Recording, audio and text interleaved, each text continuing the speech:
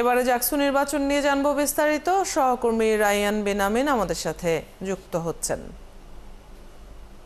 Ryan, প্রচারণার কি অবস্থা সেখানে? নির্বাচনের পরিবেশ ও লেভেল প্লেইং ফিল্ড নিয়ে প্রার্থীরা কি বলছেন? প্রচারণার আর মাত্র একদিন বাকি, অর্থাৎ আজকে সহ দুদিন। আগামীকাল রাত 12টার সময় প্রচারণা আনুষ্ঠানিক যে সময় নির্বাচন কমিশন থেকে বেঁধে দেয় সেটি শেষ হয়ে যাবে।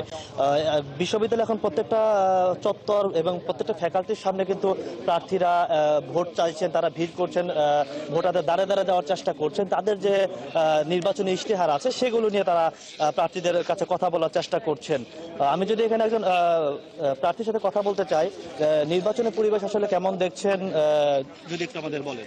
জাহাঙ্গীরনগর বিশ্ববিদ্যালয় নির্বাচনের জাকসু নির্বাচনকে কেন্দ্র করে আসলে একটু উৎসবমুখর পরিবেশ বিরাজ করছে।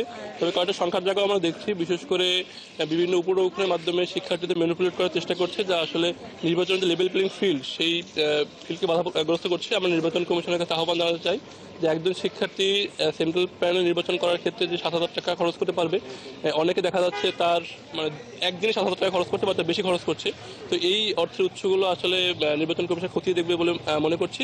পাশাপাশি আমরা দেখতে পাচ্ছি যে ক্যাম্পাসের সাবেক শিক্ষার্থীরা বিভিন্ন ব্যক্তির এবং প্যানেলের হয়ে নির্বাচনে অংশগ্রহণ করছে এবং প্রচারে অংশগ্রহণ করছে, যা আসলে নির্বাচনের পরিবেশকে বিঘ্নিত করবে। আমরা চাই যে এই বিষয়ে নির্বাচন কমিশন উদ্যোগ নিক।